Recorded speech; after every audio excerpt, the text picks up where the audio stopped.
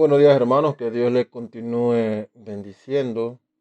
Sea usted bienvenido a este estudio nocturno, estudio bíblico que estamos realizando a mitad de semana, en donde pues abrimos las escrituras y meditamos en la palabra de Dios. La clase pasada estuvimos abordando el tema que se nos expone en el Evangelio de Juan, capítulo 17, y hoy continuaremos con la segunda parte de este capítulo de las escrituras, cuando nuestro Señor Jesucristo ora al Padre por él, por sus discípulos y por aquellos que creerían por la palabra de los discípulos, como se nos dice en este Evangelio. En este momento quiero pedirle que usted me acompañe en oración. Oremos. Padre nuestro que estás en los cielos, alabado y glorificado sea tu santo nombre. Señor, agradecidos por tu mucha misericordia para con tu iglesia en todo el mundo, en especial con la iglesia de Balboa, porque la has sostenido a lo largo de estos 112 años que le has permitido cumplir de su ministerio, Señor. Es nuestra oración de que tú sigas manteniendo las puertas de esta iglesia abiertas para la predicación de tu santa palabra en Ciudad de Panamá y para todo el mundo, Padre. Ayúdanos a ser fieles mensajeros de tu evangelio en todo momento, a no descarriarnos, Señor, sino a permanecer en la senda de tu santa palabra y ser siendo sal y luz para este mundo, Señor. Ahora, Padre, rogamos que en tu misericordia nos proveas de entendimiento y de sabiduría para comprender tu palabra. Señor, que tu Espíritu Santo nos ilumine en el estudio de tu palabra para que podamos entenderla, creerla, aplicarla a nuestras vidas, Señor, y compartirla con los demás. Te pedimos estas cosas en Cristo Jesús, tu Hijo. Amén. La semana pasada abordábamos los primeros 5 versos de este capítulo 17, cuando leíamos de la siguiente manera, como se dice en las Escrituras: estas cosas habló Jesús y levantando los ojos al cielo dijo: Padre, la hora ha llegado, glorifica a tu Hijo para que también tu Hijo te glorifique a ti, como le has dado potestad sobre toda carne para que dé vida eterna a los que le diste. Y esta es la vida eterna, que te conozcan a ti, el único Dios verdadero, y a Jesucristo a quien has enviado. Yo te he glorificado en la tierra, he acabado la obra que me diste que hiciese. Ahora pues, Padre, glorifícame tú al lado tuyo, con aquella gloria que tuve contigo antes que el mundo fuese. Decíamos la semana pasada que este capítulo 17 del Evangelio de Juan es una hermosa revelación de la oración de nuestro Señor Jesucristo.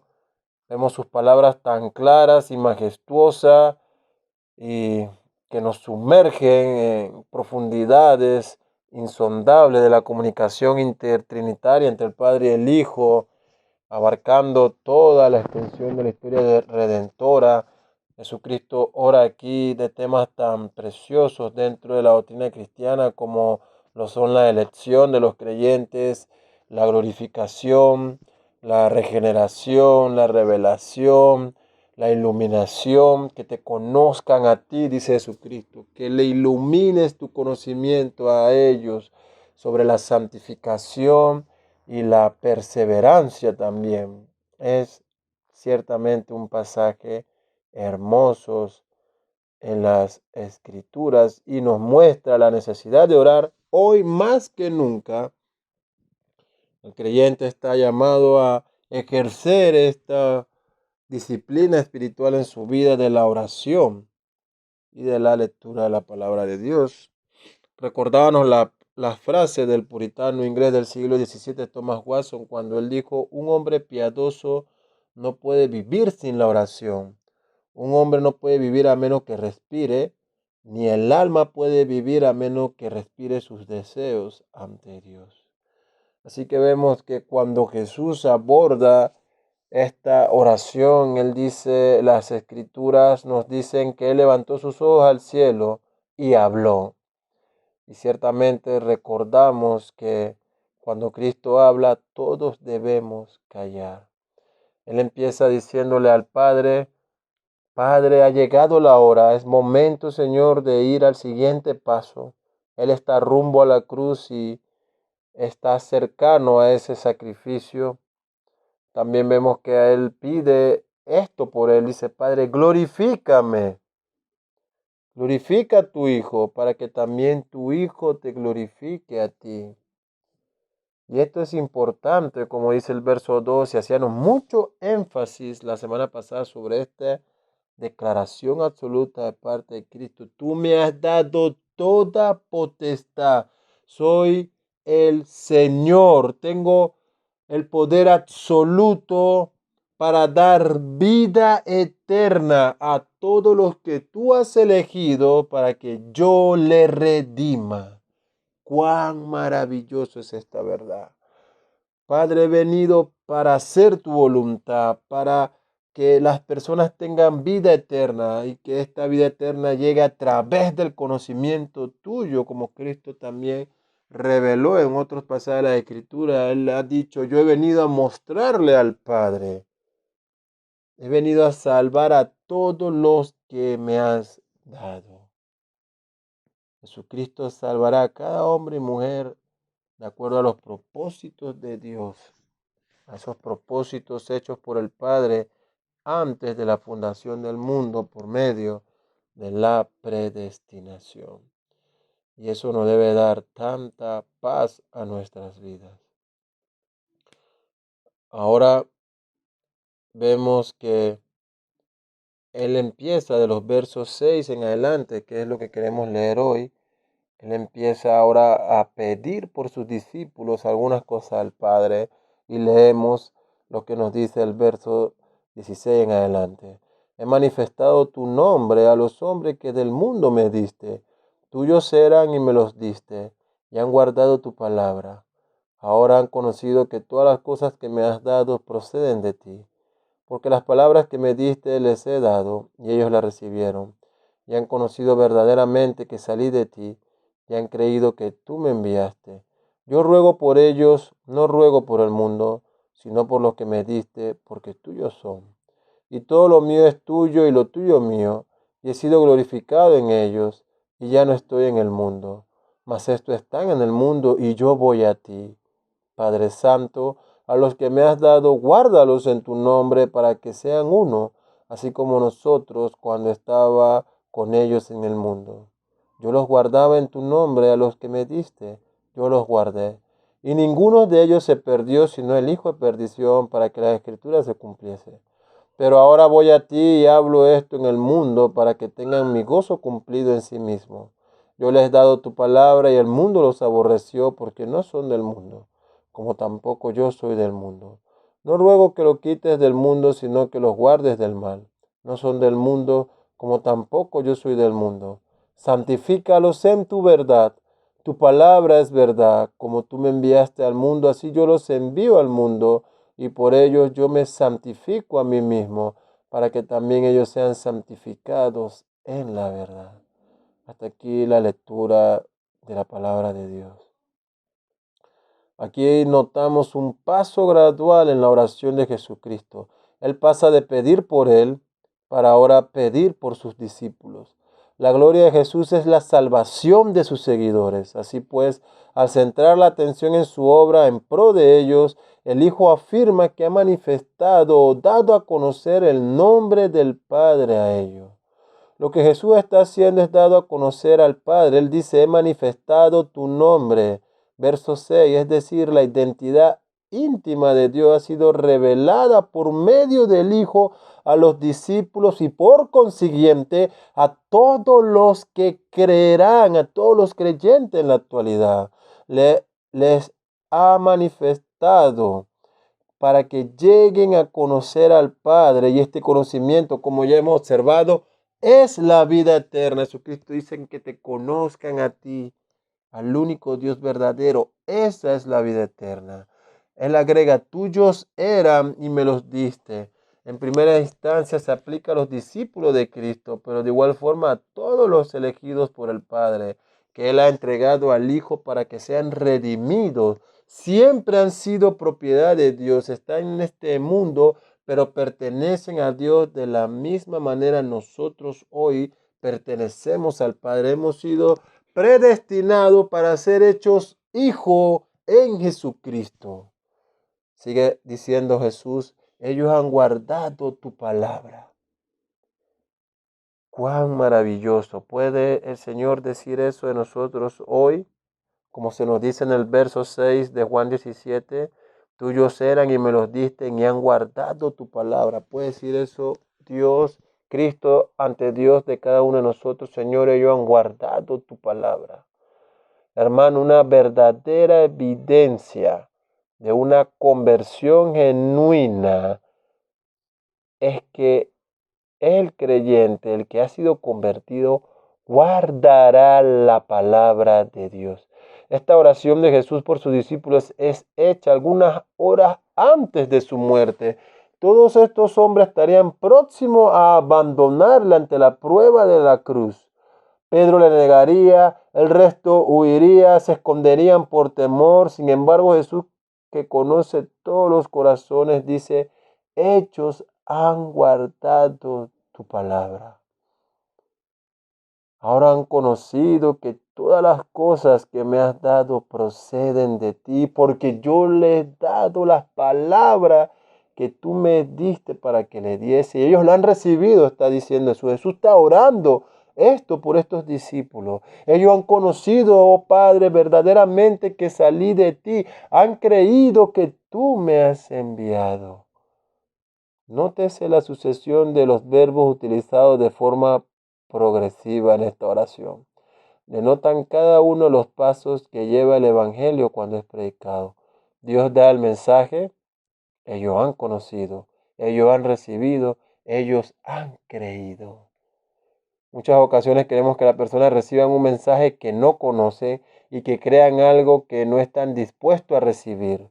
Dios es claro cuando declara así que la fe es por el oír y el oír por la palabra de Dios, como se nos dice en Romanos 10:17.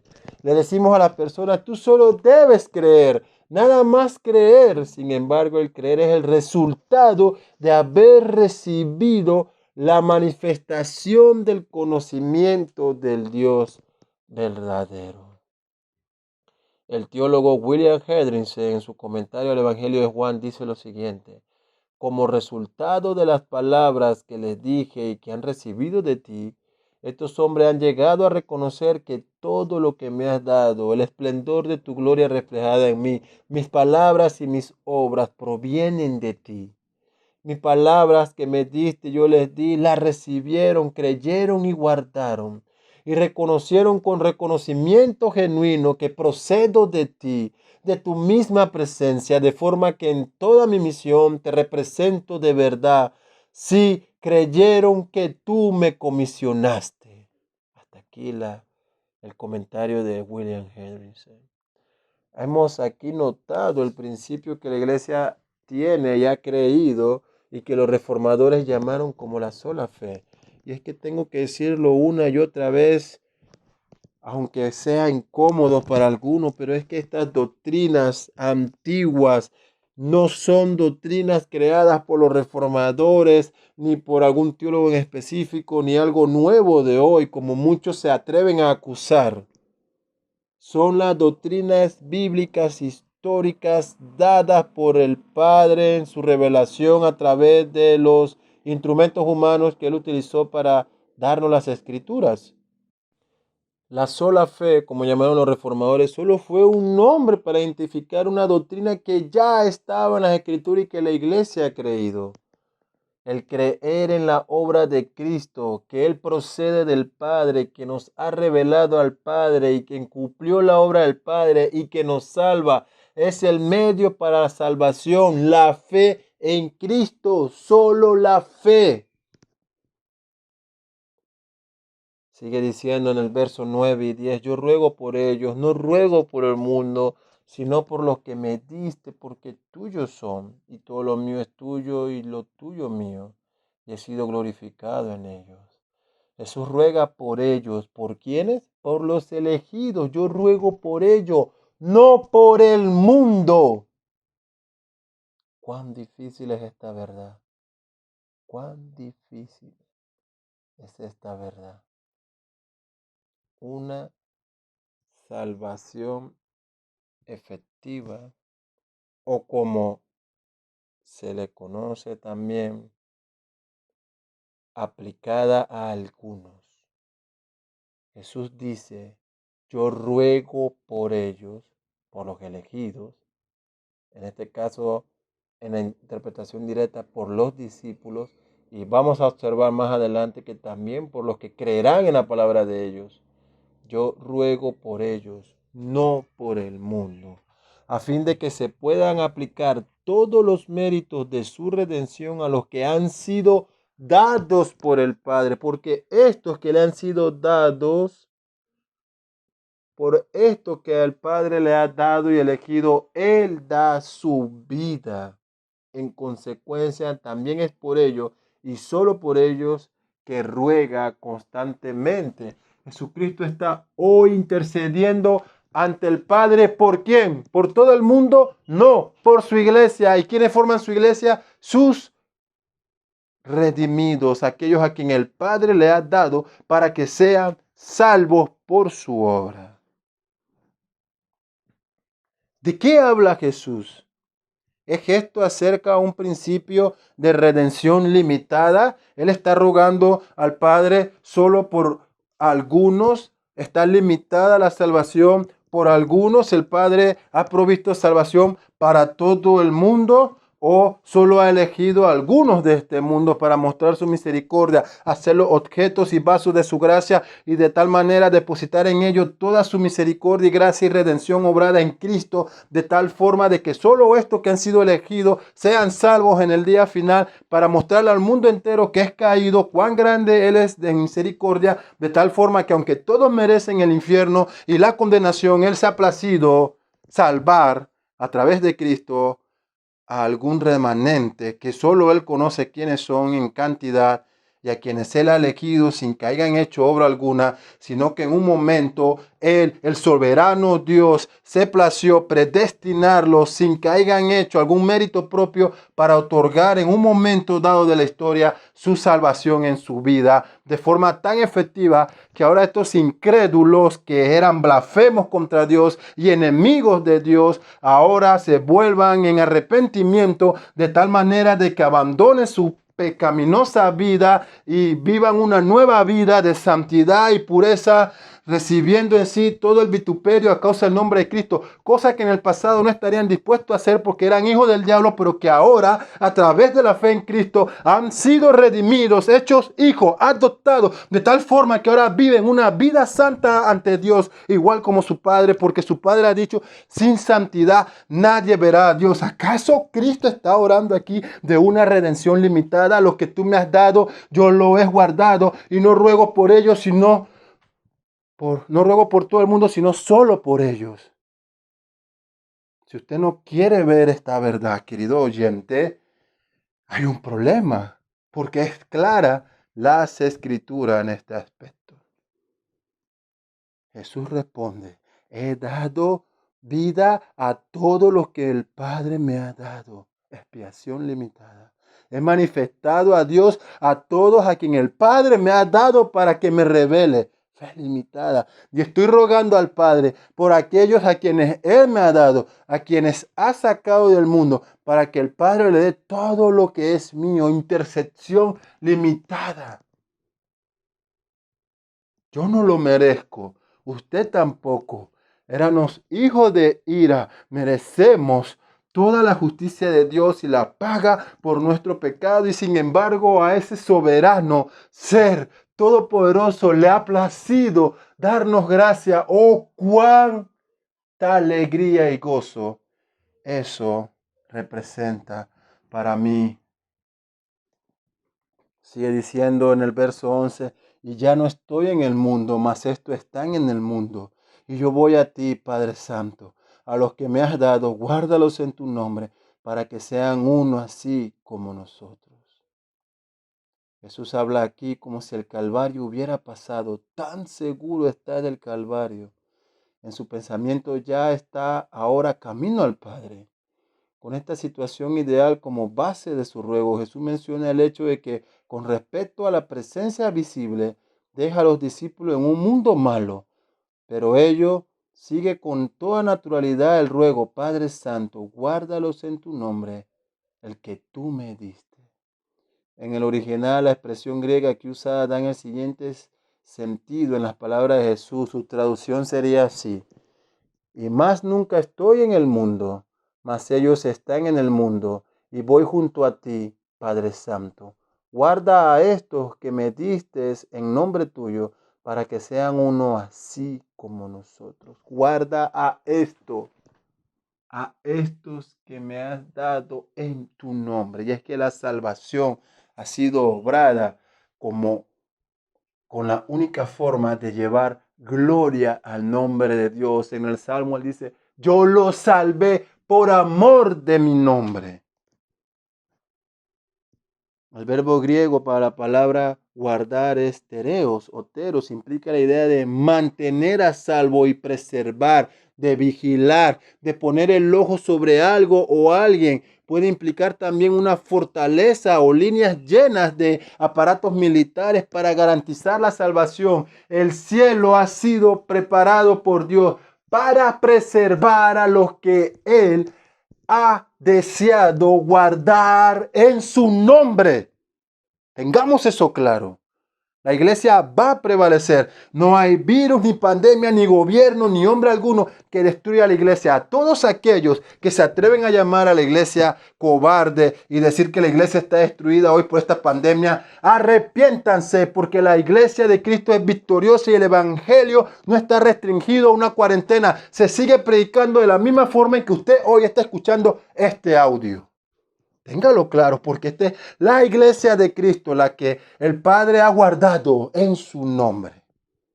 Téngalo claro. Jesús está rogando al Padre diciendo: yo parto a tu presencia, Dios, pero ellos quedan en este mundo, mas ellos no son de este mundo. Por eso te ruego que los guarde. Y este principio es conocido por la iglesia cristiana como la perseverancia de los creyentes o de los santos, o como algunos teólogos prefieren llamar, la preservación de los santos, es decir, de los creyentes. El creyente perseverará en la fe porque es Dios quien le persevera y Dios le preserva, porque esa salvación procede del propio Dios. Dice Jesucristo orando por sus discípulos: guárdalos en tu nombre. Lo más importante para Dios es la reputación de su nombre. Y Cristo ruega esto al Padre: en tu nombre guárdalos. Qué garantía más sublime y majestuosa. Saber que este mundo caerá, que el universo va a convulsionar, que las estrellas serán derribadas y que todo podrá pasar y ni un solo hijo de Dios elegido para salvación se perderá, porque Dios lo guarda en su nombre.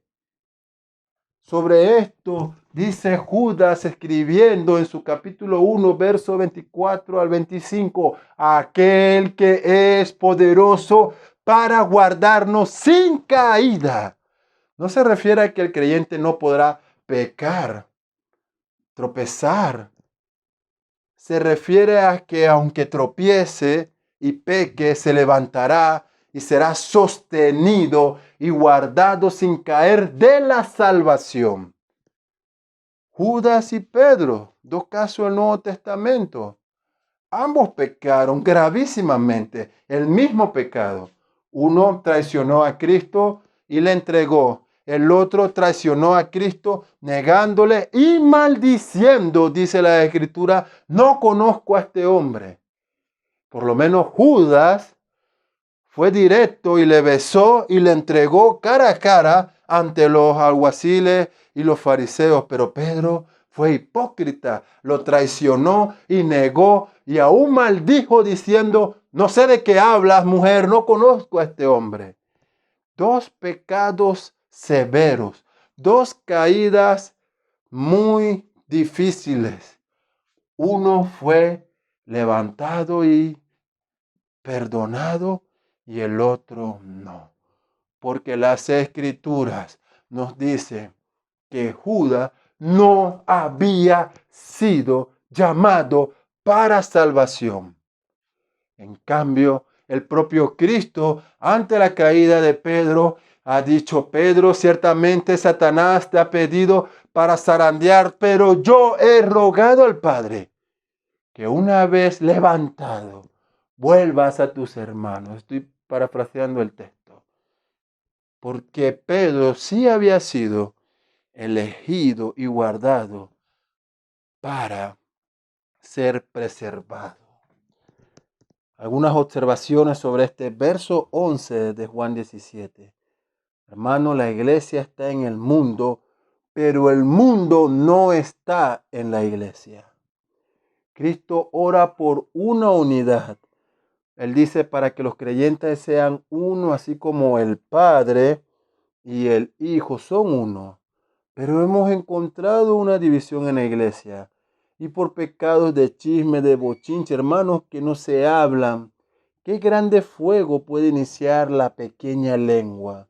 Antes de hablar de un hermano, pensemos, ¿es esta mi boca con la que glorifico y canto para alabar a Dios, el mismo instrumento que usaré para desacreditar a mi hermano? Jesucristo está orando para que los creyentes seamos uno, hoy más que nunca. Hermanos, se lo diré y lo he comentado a muchas otras personas. Esta pandemia que el Señor ha mandado es un juicio para el mundo y también el Señor está juzgando a su iglesia. O esta pandemia aviva los trigos o adormece a la cizaña. ¿Qué está haciendo o qué efecto está ocasionando esta pandemia en ti? ¿Has corrido en oración y en estudio de la palabra a proclamar y alabar a Dios aún en esta situación? ¿O estás cómodo en tu casa, echado en tu sofá, tranquilo, sin preocuparte por tu vida espiritual, sin tener comunión con los hermanos por los medios virtuales o llamadas o la forma en la que se están haciendo?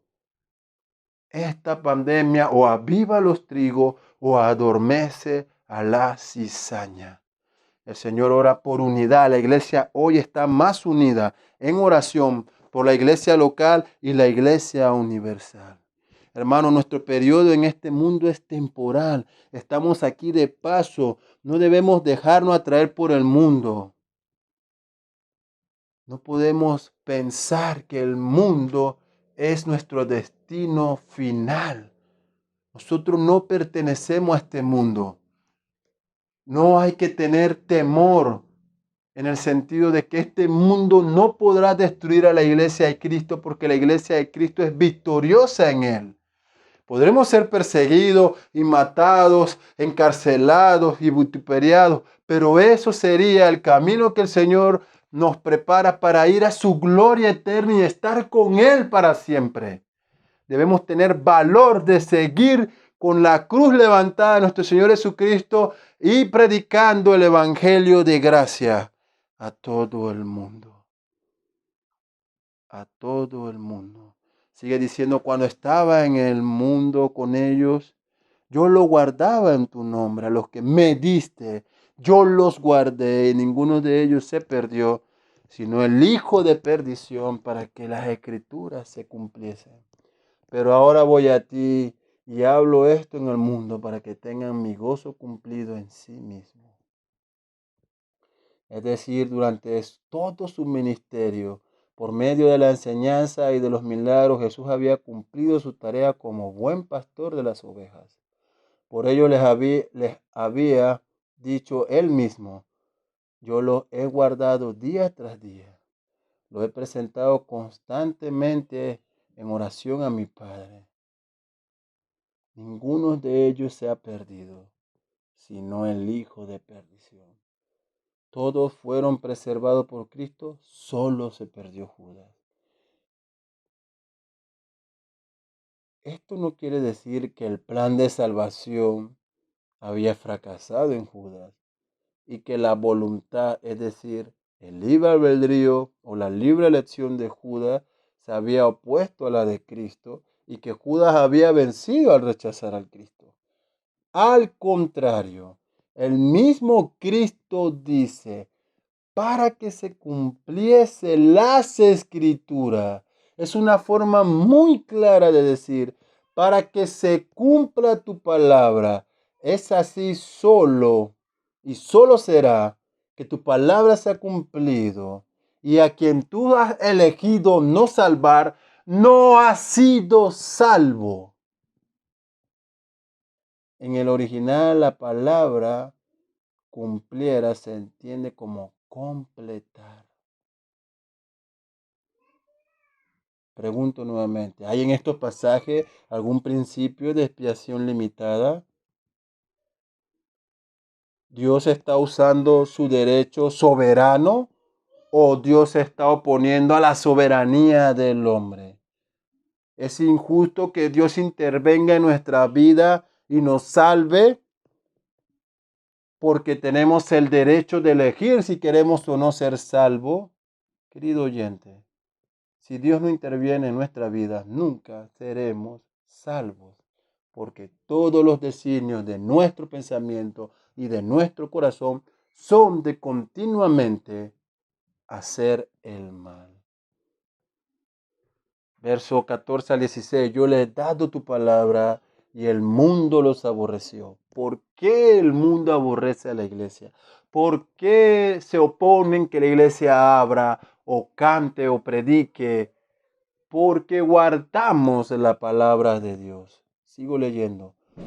Yo les he dado tu palabra y el mundo los aborreció porque no son del mundo, como tampoco yo soy del mundo. No ruego que lo quites del mundo, sino que los guardes del mal. No son del mundo, como tampoco yo soy del mundo. A estos hombres que me has dado para salvar, dice Cristo, yo les he guardado del mundo y le he dado un don majestuoso, tu palabra. La palabra de Dios que trae gozo al hombre. Dice el Salmo 19 que solo tu ley, tus mandamientos, tus decretos, tus propósitos, tu palabra convierte el alma. Parafraseando el verso. Yo le he dado este don majestuoso, dice Cristo, tu palabra. Esa palabra que trae gozo, pero que también causa otros efectos. Notamos la posición del mundo y el mundo los odió, el mundo los aborreció, porque yo le he dado tu palabra. Hermanos, nosotros como iglesia tenemos la costumbre, la práctica dominical de orar por las iglesias perseguidas, porque sabemos que el mundo aborrece a la iglesia bíblica que guarda la palabra de Dios. Por eso oramos por ellos. Santifícalos en tu verdad, verso 17. Tu palabra es verdad. Como tú me diste, me enviaste al mundo. Así yo los he enviado al mundo y por ellos yo me santifico a mí mismo, para que también ellos sean santificados en la verdad. Se puede entender este pasaje como conságralos en tu verdad. Apártalos para ti por medio de la verdad absoluta que es tu santa palabra. Apartar del mundo por medio de una efectiva santificación de la vida, de modo que de mente y corazón, de pensamiento, palabras y obra, uno comience a vivir cada vez más y más de acuerdo con la ley de Dios. La oración de Jesús es esta: te pido que lo apartes y guardes del mundo y lo confirmes en tu palabra. Aquí notamos el principio que la iglesia cristiana llama la sola escritura. La escritura inerrante es la única revelación divina escrita, la cual es lo único que puede regir la conciencia y conducta del creyente. No hay nuevas revelaciones, no hay nuevos pactos y decretos que podamos hacer, no hay una nueva profecía o iluminaciones, no hay un nuevo evangelio, no lo hay. Tenemos una sola revelación, perfecta, pura, completa, clara y suficiente, la palabra de Dios de Génesis y Apocalipsis, solamente los libros inspirados que la iglesia ha reconocido en el canon de las Escrituras. Si estás en algún lugar donde se levanta estos líderes o pastores diciendo nueva profecía o nueva revelación o una nueva lengua de un mensaje secreto que el Señor me dio, escapa de allí por tu vida, porque esto se trata de tu salvación. Sal de ahí, huye, corre, porque estás en un lugar donde no adoran el nombre de Dios.